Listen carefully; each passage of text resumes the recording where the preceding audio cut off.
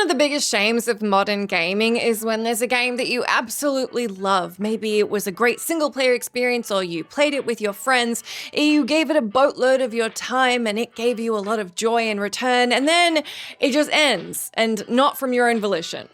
Be it through a combination of dwindling interest, poor handling by the developers, or even that it simply didn't find an audience from day one, there are a lot of reasons why a game can die a premature death.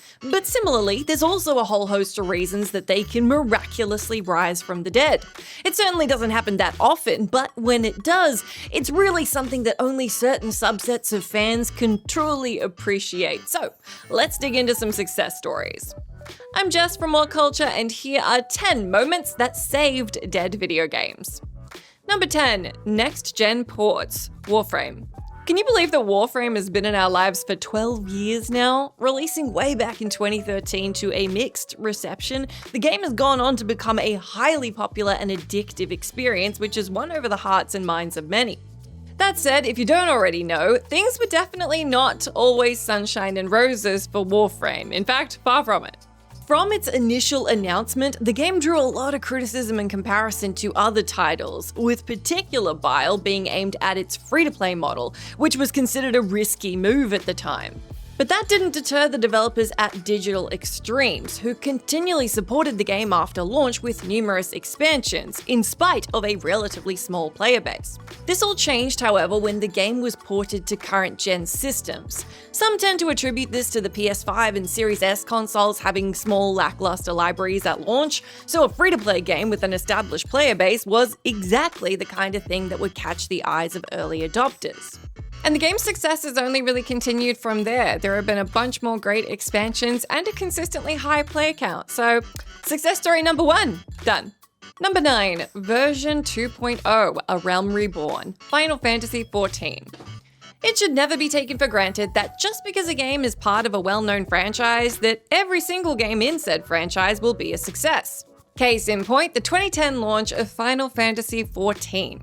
Taking another stab at the MMORPG genre after finding some success with Final Fantasy XI, the devs at Square Enix really thought they were onto a winner during development, hyping the game up to be something truly new and original for the series. However, when the game did indeed launch, it was players and critics who were very quick to savage it. The gameplay interface and overall shoddiness of the game was heavily criticized, and a large chunk of the player base quickly abandoned it. Not ones to admit defeat, though, Square Enix put their noses to the grindstone and spent the next 3 years crafting A Realm Reborn, an entirely new game that would render the 2010 release completely obsolete. It's a very bold gambit, the likes of which we've seen very few times in gaming history, but much like its namesake would imply, it did pay off. Positive critical reviews across the board and swaths of players new and old began to sink their teeth into it enthusiastically, and most of them still haven't let go either. Number 8, Forsaken Update, Destiny 2. Initially released as a pay-to-play title back in 2017, the reception to Destiny 2 was fairly positive. A lot of praise was given to its core gameplay, but a lot of people were quick to point out that it didn't feel too dissimilar to the original Destiny. And particular ire was shown at the fact that players had to pay real-world money to really get into the meat of the game. The similarities to its predecessor, as well as the financial implications of the game, left a lot of people with a less than enthusiastic taste in their mouths when it came to Destiny 2, particularly given a lot of people thought it was basically the same thing as what they already had on their shelves in the form of Destiny 1, but with a price tag. Enter the Forsaken expansion, which vastly overhauled the gameplay and offered up new missions, maps, and a really cool PvP and PvE hybrid mode, which added a lot of variety to the game. The expansion saw a marked upturn in the amount of players hopping on board for some shooty bang bang good times, which was further bolstered the following year in 2019 when they sent the pay-to-play model to the Shadow Realm in favor of a free-to-play model, which has seen immense success, and there's a new expansion planned for this winter. Number 7. Backwards compatibility, Skate 3.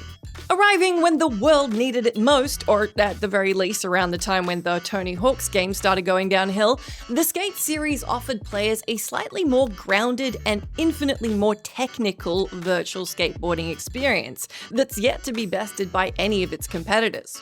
All 3 games in the Skate series were massive hits with fans, and it's only unfortunate that Skate 3 turned out to be the very last installment, and when its servers were deactivated, all that Skate joy was no more. Cut to a few years later, and all of a sudden the servers were back online, which both delighted and slightly confused fans as there wasn't any build-up to this announcement. It's theorized that this was done when the game was made backwards compatible for the Xbox One, something that players knew was coming, but the added bonus of the servers coming back online saw the game's player base soar to levels not seen since its original release. And for those craving a few games in the Hall of Meat, the servers are actually still functional to this day, so go check it out. Number 6. Champion Edition, Street Fighter V. There was a lot of hype surrounding the lead up to Street Fighter V coming out. It was the sequel to Street Fighter IV, the game that completely reinvigorated the modern fighting game landscape and ushered in all manner of new games. It had a lot to live up to, and sadly, it crashed and burned. In a rare miss for Capcom, this one was pretty much an absolute disaster.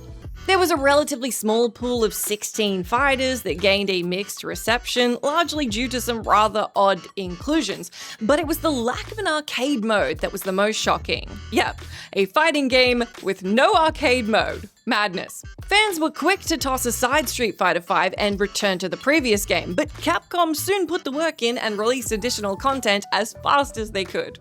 They eventually released the aptly named Arcade Edition, which expanded the roster and content, but it was the Champion Edition that really turned things around. The active player base on Steam practically doubled overnight, and even the numbers of the PS4 version shot up. There's even a dedicated bunch who choose this over Street Fighter VI.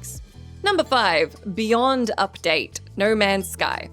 If you're reading this and you weren't around or massively tapped into the gaming industry in the lead up to No Man's Sky coming out, you might not believe how much of a big deal this thing was built up to be and how much the vast majority of us were really looking forward to it and expecting a lot.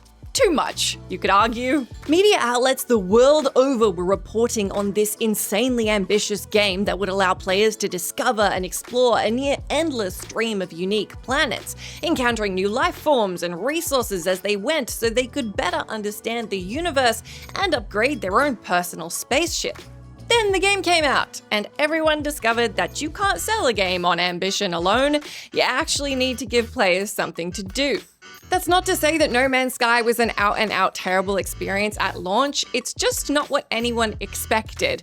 Largely, people didn't really think about the fact that because it's procedurally generated, that means a lot of the content was sort of dull and repetitive, and the gameplay loop wasn't satisfying, nor was all the exploration things that we were sold on. Basically, it kind of fell flat. The developers at Hello Games did add more content over the next 2 years, but nothing really enticed players back until the Beyond update.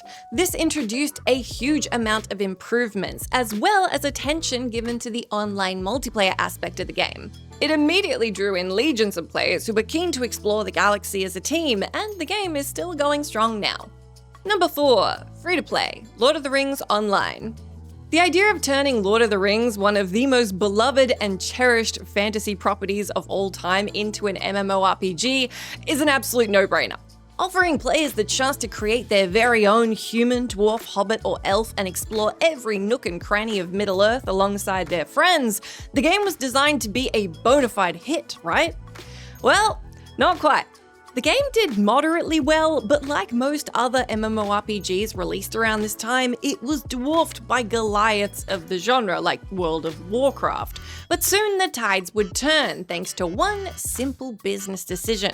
In late 2010, the game went free-to-play and replaced its usual subscription-based model with an in-game store, which would allow players to purchase cosmetics and all manner of other goodies.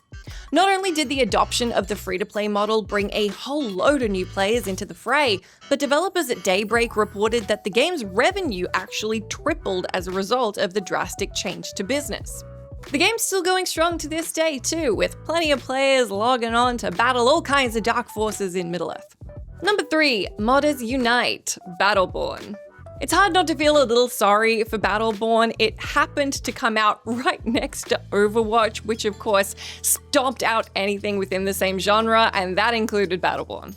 While it had its fair share of neat characters, none of them possessed the same level of charm and exquisite design that Blizzard's Band of Heroes possessed, nor did its world and lore.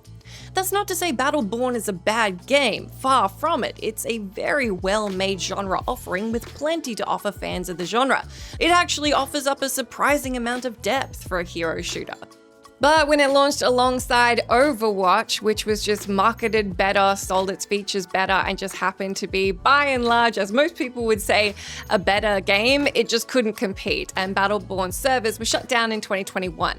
However, it wouldn't remain dormant for long, as the dedicated Battleborn players banded together, and through a collective modding effort, Battleborn Reborn has been keeping the fires going since 2023. This fan-made project has seen numerous gameplay updates and tweaks to the game's core combat and mechanics, which has led to a lot more people appreciating what the game has to offer.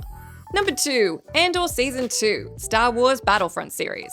Obviously, Battlefront is already quite the story given its messy history and its massive swing from a lot of people were really excited, microtransactions, hey, the game still has a lot to offer, but fans were super excited about this particular rise from the dead. On launch, Star Wars Battlefront 2 drew a lot of criticism from players due to its bare-bones content and overwhelming emphasis on loot boxes. Naturally, that left a sour taste in the mouths of players who felt like the game fell way short of expectations, and the predatory nature of its loot system was seen as a step too far. The game did eventually find itself on the PlayStation Plus monthly free games list, and that brought in a few new players, but a lot of people still had that sour taste in their mouth. Flash forward a few years and Star Wars Battlefront 2 saw a huge rise in the number of people hopping online for some space-themed shootouts and crying out for a sequel even, spurred on by the release of Season 2 of Andor. So who knows, maybe even after all of the drama that's happened with Battlefront 2, we may indeed get Battlefront 3 after all. Number 1, fan-run servers, City of Heroes. An often overlooked entry in the MMORPG genre, City of Heroes has been a cult favorite since its inception by offering players the chance to create their own hero or villain and spread justice or fear within a large open city. It's a genius idea for a game and quickly found a devoted fan base, but when it's compared to other MMO giants like Guild Wars and, of course, the mighty world of Warcraft, City of Heroes struggled to sit comfortably alongside its counterparts. Though it did manage to stay active for 8 years, which is a pretty bloody good innings for a game in a genre like that one. Once the servers went down, it seemed like the door was finally closed on City of Heroes, but the hardcore fans tried on multiple occasions to get the game up and running. That said, nothing major ever came to fruition, until 2019, where it was revealed that a private server for the game had been running for years and had been very popular amongst players. But of course that was soon shut down due to legal issues. Miraculously though, in 2024, the source code for the game was made available for free for the public, so fan-made support has absolutely flourished under a donation system, which is lovely. So, long live hardcore fans.